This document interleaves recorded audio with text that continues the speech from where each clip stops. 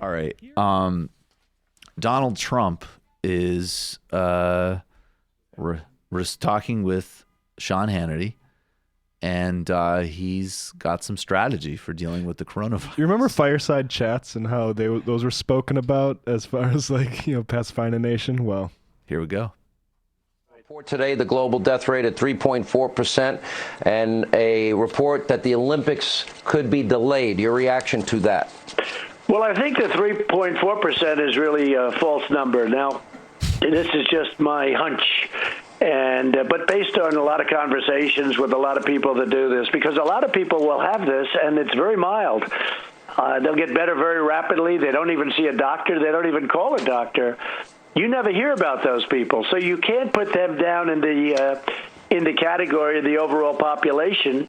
Do you think the World Health Organization considered that sort of dynamic? No. In WHO total idiots. This corona flu and or virus. So you just can't do that.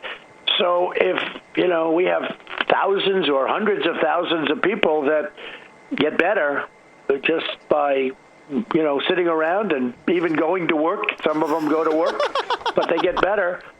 And then when you do have a death, like you've had in the state of Washington, like you had one in California, I believe you had one in New York, all of a sudden it seems like 3 or 4%, which is a very high number, as opposed to a fraction of 1%. But again, they don't know about the easy cases, because the easy cases don't go to the hospital. They don't report to doctors or the hospital in many cases. So I think that number is very high. I think the number, personally, I would say the number is way under 1%. Now, with the regular flu, we average from 27,000 to 77,000 deaths a year. Who would think that? I never knew that until 6 or 8 weeks ago. I asked that question. I said, how many people die of the flu? You keep hearing about flu shot, take your flu shot. But I said, how many people die of the flu? And they said, sir, we lose between 27,000 and, somewhere in the 70s. I think we went as high as 100,000 people died in 1990, if you can believe that. But a lot of people, regardless. I think it averages about 36,000 people a year. So I said, wow. And that's Wow. a percentage that's under 1% very substantially. So it'd be... Very substantially. So the WHO, because they don't consider the easy cases where somebody, might just go to work. The death rate, yeah. I love the idea of some bureaucrats. Where's the WHO's in Geneva? Yeah. Just some UN like doctors from it really does have that. Look, I don't know much about the WHO, but it obviously does important work, and it at least still carries the brand of the halcyon days of the UN, doctors from all continents coming together to share science and solve the serious problems. And just the idea of sitting down well, let's not report that. That's not a serious case. That's a they went to work case. So let's just round that off. All of the WHO scientists and doctors are just Trump. Just some doctor from Bangladesh is well, first of all, don't include that. That's a not serious case. That's one where they went to work and it was probably okay. Oh, you fools were considering the not. One of the other WHO goes, the unbelievable thing is that a lot of people die from the flu, which, is tremendously underrated in a certain sense. They're watching it. Significantly less than of 1% of the less serious cases, we said. They're watching Trump's press conference from Geneva, Switzerland, and by God, he's right. We didn't consider the easy cases. The whole model has been flawed from the beginning. We never thought of the easy cases. By God, he's right. It is way below 1%. How could he know that? I don't have a lot of faith in meritocracy, but I think maybe the World Health Organization is considering some of the things Trump is just spitballing. I think meritocracy is the most dangerous myth we have in the world, and I am going to assume that every single person in that building has a order of magnitude more awareness of how these things work than Donald Trump does at his most lucid. I don't mean to be alarmist about this at all, but the idea that this is going on Fox News and they're just letting him spout this to their viewers who are absolutely orders of magnitude more at risk from dying from this, to say oh, well, Trump said it's not that big a deal. It's actually less than 1%.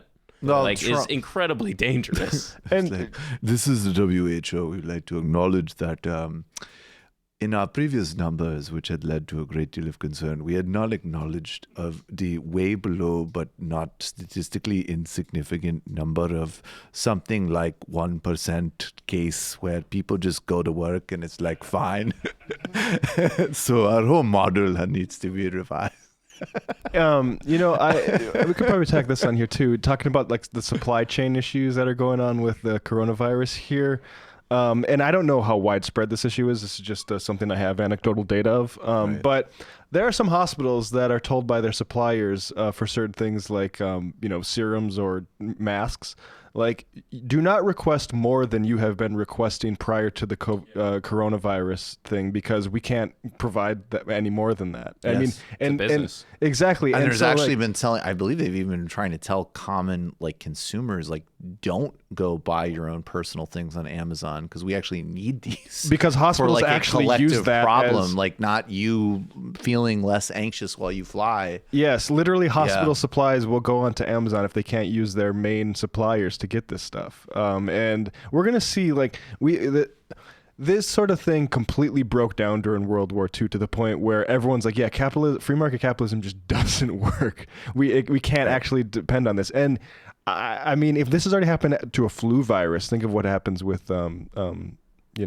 climate change or something like that. But which will only accelerate viruses. Exactly. And the thing is, we don't hear about it as we would, government rationing. But it's the exact same thing going on. It's just behind a veil of private ownership. And that's the problem. That's the same thing with, like, here's the deaths of, socialist regimes. Well, we don't really account for deaths like because of poverty or whatever in America. Oh, let me tell you, you could absolutely regime. do a black book of capitalism. Absolutely. There was the old black book of communism. Believe me, tens of millions of deaths for a mental construct. And I'd say that, not denying that there were obviously great crimes committed in communist contexts, but the idea of large meta-narratives and utopic views of society, whether it's totalistic communism or capitalism that we are under, causes massive human devastation and is fundamentally dangerous. And of course, it's just amplified by just like common garden variety corruption. We going to clip 2 or 1 or 3? 3. Let's do 3, because Trump then expresses he certainly has, I guess, a touch of an understanding of some of this problem.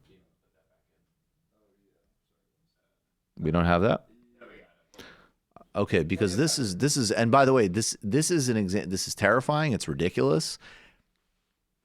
Even in the way he expresses this, you can see how much stronger of a communicator, even when he's utterly incoherent, than Joe Biden would ever be. How much money should go to hospitals for the uninsured? Well, we're going to look at the uninsured because they have a big problem, and we're going to look at the uninsured people that, this came as a surprise to all of us. Just happened. It shows what can happen in life. But we're going to be looking at the uninsured, see if we can help them out. Okay. We're working as part of the emergency supplemental. We'll work with Congress on programs to help hospitals as they care for the uninsured with novel coronavirus.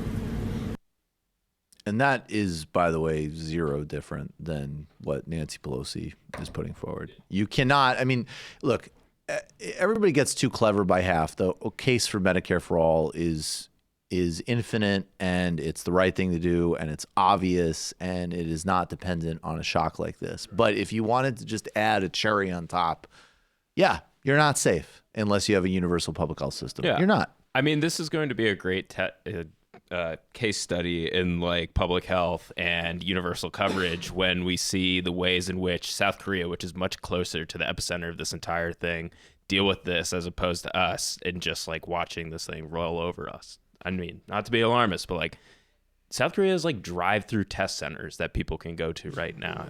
Like they're going to be fine.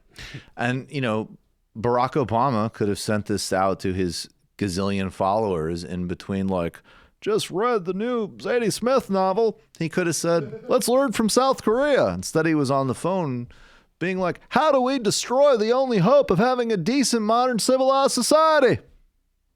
Pete, you got to help me. People might get health care. Cigna's profits might go down. We all got to get our heads together. Or what head Joe has left. Ha ha. It's disgusting. It's so disgusting. You're calling from a 321 area.